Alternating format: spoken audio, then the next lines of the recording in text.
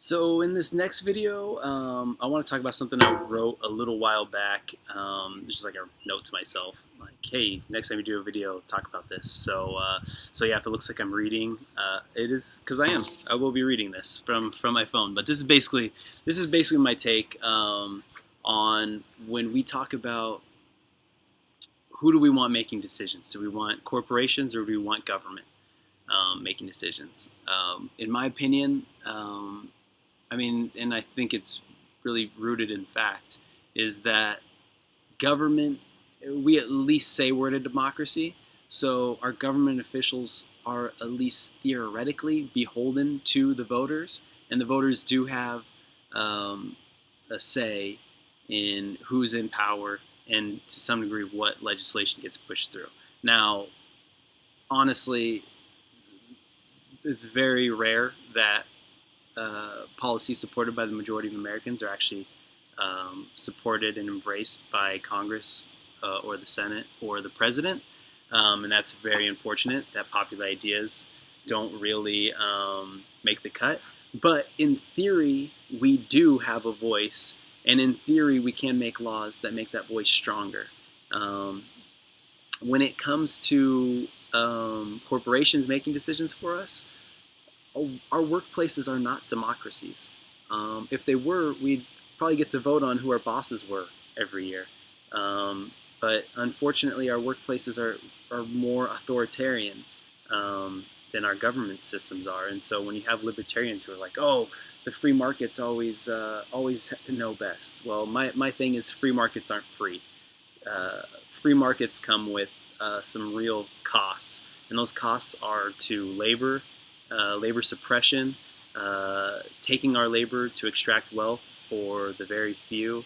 I think in general, exploiting people is the nature of business. One, you're exploiting labor to get the cheapest labor as possible, and so that you always are making more money from your product or service than you are paying your labor. So in some way, you could easily make the case that labor is being undervalued just in those terms. Why should one person or the people at the top make a disproportionate amount of money over the people who are actually producing the product for them? And I understand, yeah, they're taking some risks and they're making bigger decisions and whatnot, and that's fair. They should make probably more money than their average laborer. However, when it comes to those laborers not having quality of life, having to rely on social services, social safety nets, not being able to retire, not being able to pay for medical bills, like there's a real problem to people living in poverty, living in near poverty, or living in relative poverty. So what I want to read here is basically my summation. What you hear a lot of times from Republicans, Libertarians, people on the right, conservatives in general, is that government doesn't work. So when Republicans say that government doesn't work, the same people who have been undercutting the social power of the government and increasing executive powers of the government tell you that government doesn't work. The same people that have, while serving in government, deregulated industries and have allowed corporations to regulate themselves and have made rules and tax laws that benefit only the wealthy, they're the ones that are telling you that government doesn't work. The same people who get us into endless war after endless war are telling you that government doesn't work. Here's my interpretation. The government doesn't work because the people who don't like the government are the people who are running the government. The government doesn't work because these people support an ideology that does not work. The Republican Party has set the government up to fail, and the sad part to me is that the Democrats have played along by supporting wars, bailouts, corporate welfare, and corporate interests above the will of the people. The government doesn't work properly because the Republicans worked very hard for decades to ensure that it can't work properly. The Democrats have been completely complicit, by the way.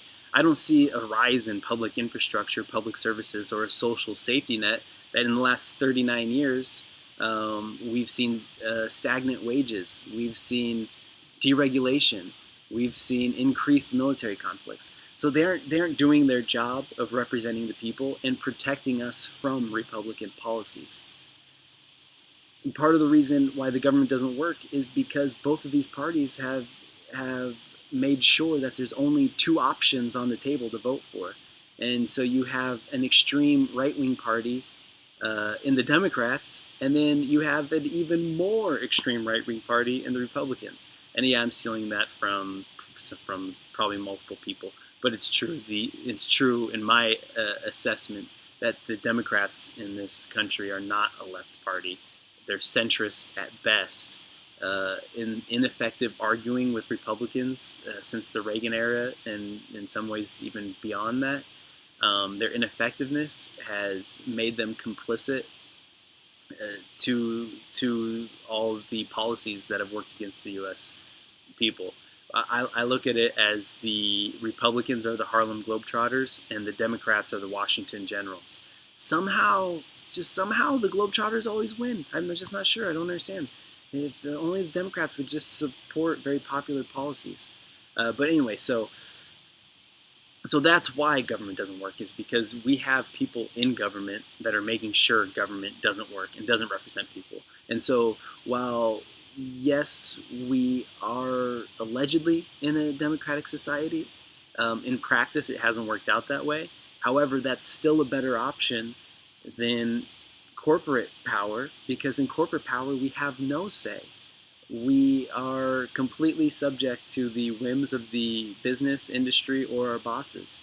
And we kind of have to deal with that and learn to either learn to live with it or struggle because of it. So that's why Bernie Sanders, the Justice Democrats, and other progressive people and groups have excited so many people in the last few years. Now is the time to reform the way government works.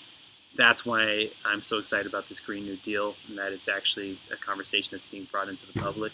The way we think about national debt and the way that we tax the wealthiest among us needs to be reconsidered. We need to prepare this country for the consequences of climate change and for the next industrial revolution.